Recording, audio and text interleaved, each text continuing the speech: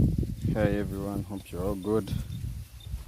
Okay, so during the coming months, I'll be doing some video tutorials on the production of a few horticulture crops.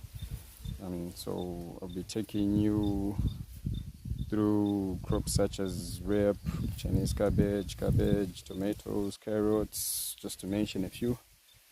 And these will be just basically basic gardening, nothing on a large scale. So I'll take you through how we do it as Zachariah Farm from scratch, and I'll be showing you the progress of the same crop. So to start with, I thought of starting with Chinese cabbage.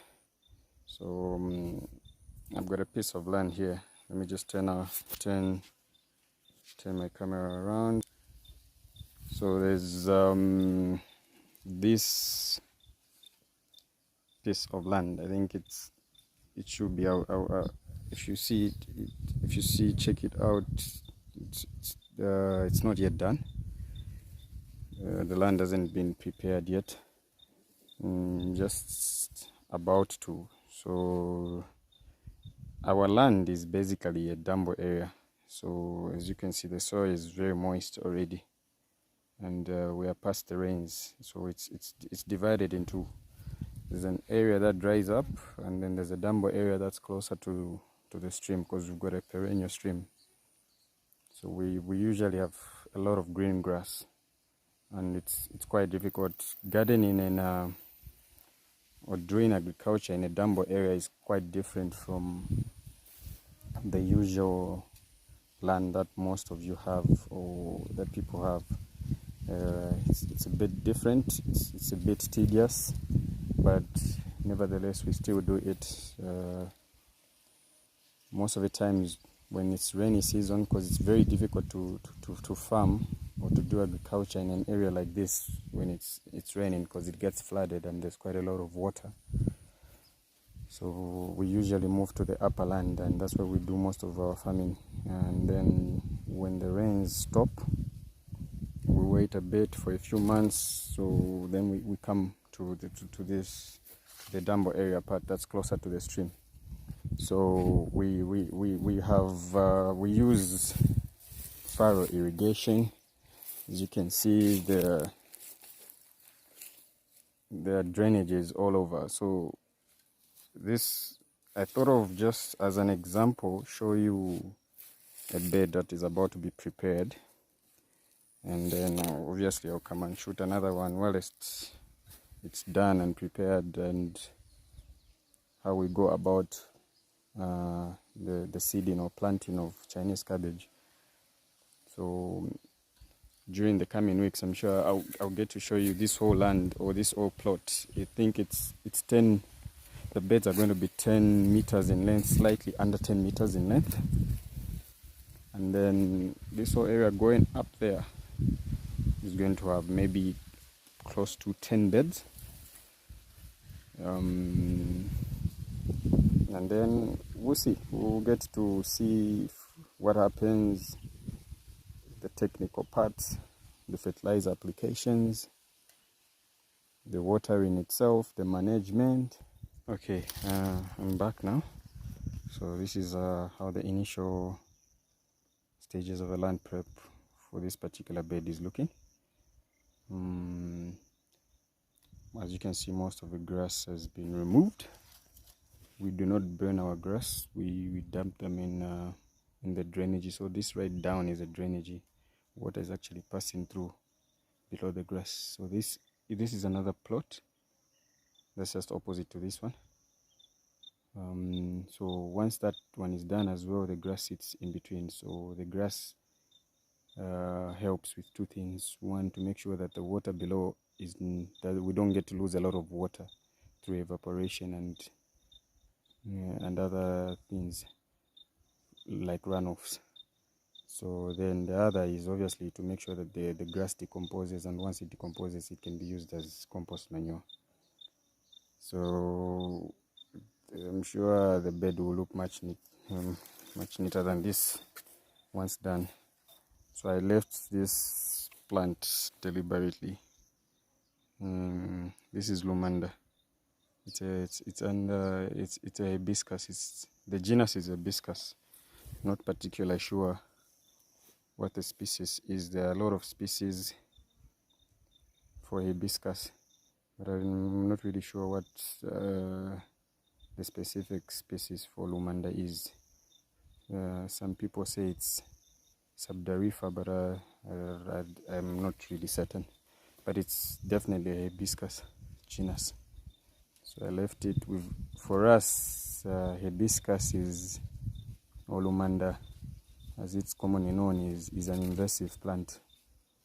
We have quite a lot around, and we normally treat it as a weed, but sometimes I do leave so that I can get some seeds out of it. So yes, like I deliberately left this, so it will just be in the middle, because I'm sure it won't really interfere with whatever will be planted inside. But it gets to grow quite very big, like a tree, like a shrub, like a small tree, a shrub. So sometimes it can disturb whatever is going on. But since it's small, I'll leave it just like that. Okay, so once everything is done, like I said, I have no one to really hold my phone for me, my camera. So I'll be showing you once I'm done with each stage. So right now, I'll cut off the video, then I'll be back. Okay, as you can see now, the bed has been made. What's remaining now is just for it to be neatly done, properly done. Make sure that we remove all the residual grass that are remaining. So just tighten it up, and then once that's done, then we can start making the lines that will then sow the seed, which is Chinese cabbage. So we are direct seeding or direct sowing. So for now, let's just tighten up the bed, and then we can proceed to the next stage. Now it looks neat enough. So at this stage, remember, with rape and with Chinese, we're direct seeding. So what's going to happen is that maybe after close to a month or so, or 3 weeks, we need to thin. So we need to thin through, and the vegetables or the rape or the Chinese that we thin, we sell it off as well. Or if you've got another land prepared, you can let it reach a certain height, maybe 3 weeks, then you remove the unwanted seedlings or plants that you don't need, and then plant them in another field. But with us, we normally just leave it till it grows to a certain height. That's good enough. Let's say 1 month and a week. Then we thin through, and whatever we thin through, we sell as the actual vegetable. We sell. So during the thinning process, and hopefully when we reach that time, I would have made a video to just show you how we do it. I would now start removing the unwanted ones, maybe where they're too compact, and then start spacing accordingly. And then that way it is evenly spaced out. Either I leave the ones that are in a straight line and start gapping. So we're doing two things at that particular time. We're gapping as well as removing the ones that are unwanted, that are maybe too compact or too close to each other. That way it's evenly distributed. So it's for me, it's the same thing. In fact, this way it helps me other than creating lines. And then what happens is that some of the seeds don't even come out or don't even germinate. Like that, there are a lot of gaps. and I don't like seeing gaps. So with the one that I broadcast randomly all over the place, all over the field, it's easy for me to come and create my own spaces and gapping, and that way it's evenly distributed, and you'd think that I was actually even following lines when I was planting. So at this particular time, that's what I'll do. This is about 250 grams. This is a packet of Chinese cabbage. It's spicy over, but the variety for the Chinese cabbage is Chihili. Chihili, I think it's from it's Swahili, from East Africa.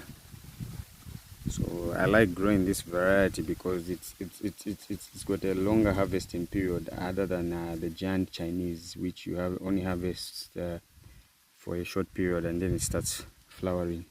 But with this one, in as much as it doesn't grow, doesn't have very broader leaves or very big, you harvest for quite a longer period, and like that you generate more income. Chinese, I don't know if you can see, but this is how the seeds are quite small.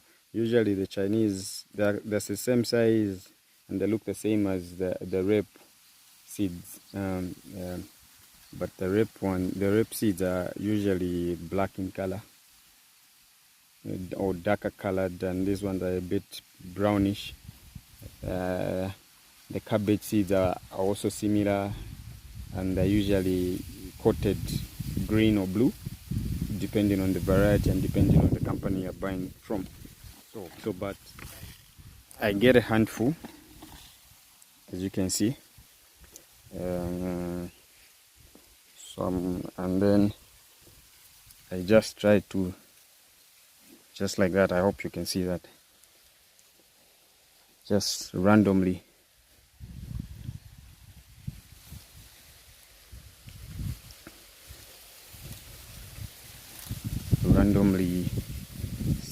space it out.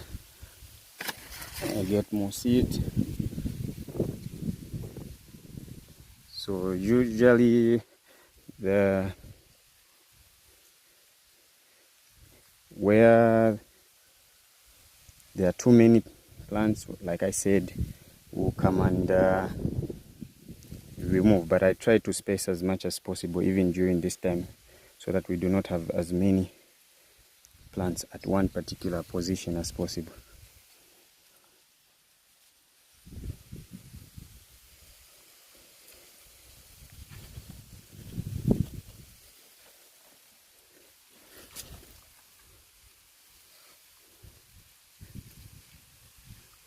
Okay, so once that is done, let me get this out of the way. Probably try and cover those things as well.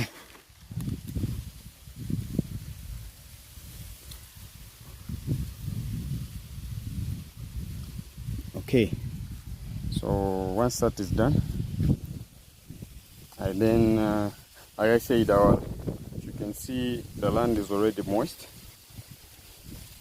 So then I just sprinkle water on top, just enough water, twice a day, in the morning and in the evening. I'll continue doing that until the seeds have sprouted. So I don't normally, depending on the period or the season. Right now we do not have a lot of beds around, but there's a season where, especially in August, where we've got lots of beds around, and then like that, then I would be forced to maybe cover with some dirt on top, so that the birds don't get to eat the seeds. But in most circumstances, I avoid doing that. I just leave them like this on top and then just water. By so doing, the seeds don't go deep down in the soil, and the germination is quite fast. So usually Chinese will germinate in 2-3 days at most. takes, rep would do maybe 4 days, but Chinese would germinate in 2 days. It would have already started sprouting. So it's the same process with rep. So I will just sprinkle water on top and continue doing that until it germinates. And because they are on top of the soil, they're on top of soil and they're now covered with soil, I continue watering until they sprout, so that they do not dry up, unlike if I cover them with topsoil. So at this particular time, the only thing remaining is now just to sprinkle with water, and then come and do it in the evening as well, the next day, and I think after 2 days then it's done. Then after that I immediately, in fact even before I even start seeing germination, I go in and broadcast the same way I was broadcasting the seeds.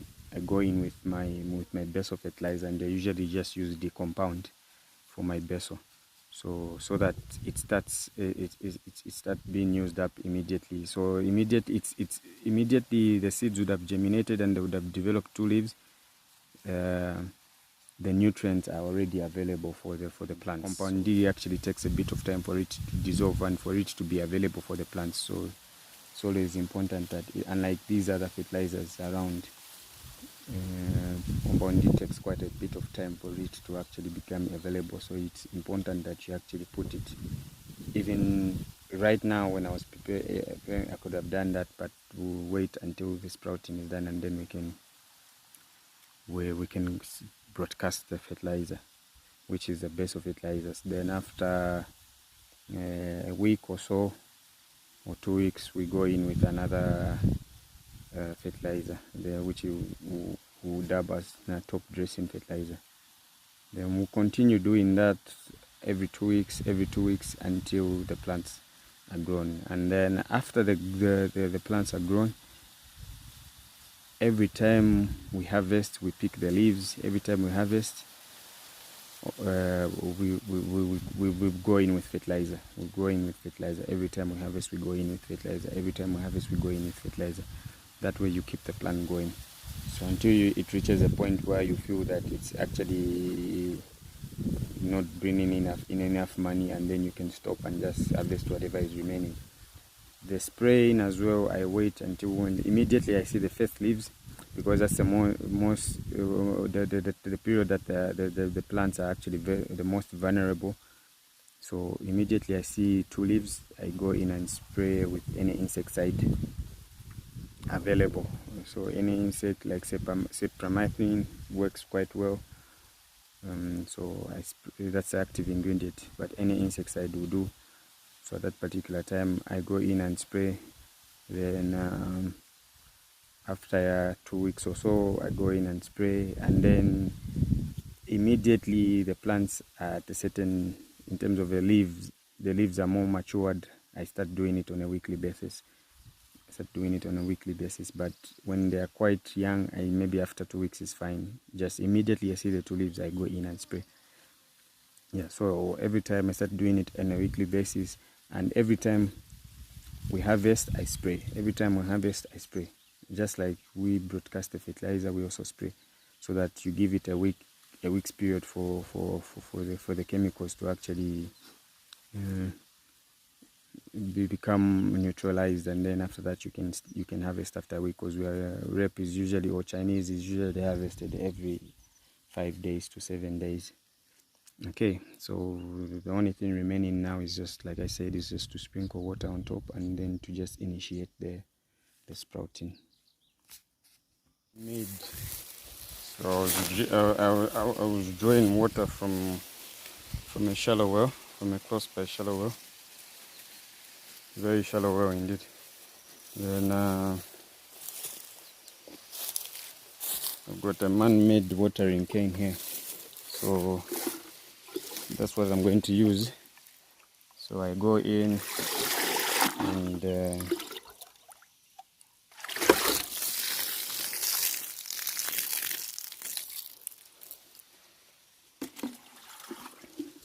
just like that, I continue doing until the whole place is covered. So like I said, I do not have anybody to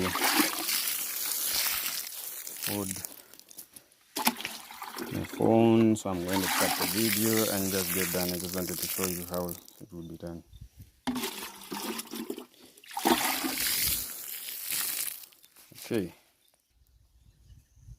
Okay, so the bed has been watered now, or the seeds have been sprinkled. I said the soil is already moist. It's just to sprinkle enough, just to, because when the seeds are dry, they need a bit of water just to initiate or get the germination or the sprouting started. So basically that water was poured for that purpose. So we'll continue doing that, like the same thing twice, like I said, twice a day. If you've got a sprinkler or an irrigation system that has got a sprinkler, you only need to put your sprinkler, then let the work be done before you plant and then after you'd have planted. Just enough water for the germination to start or to kick in. Yes, so that will continue happening, just to make sure that the seeds are not dry. Some seeds have been submerged with a bit of soil. I can see some. I know it's not visible to you guys, but I can see some on top, but that's okay. Like I say, that's just to speed up the germination.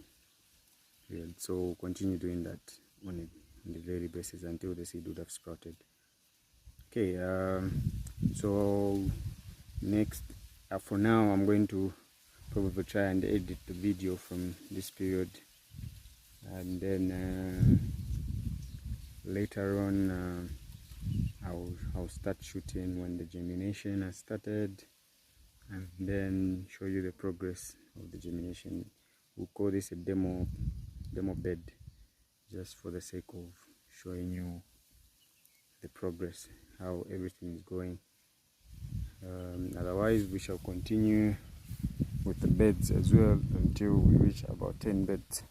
So this whole plot will be a demo plot just for you guys, but for now we'll stick with this bed. Okay, see you next time when we actually show you how it began. Thanks.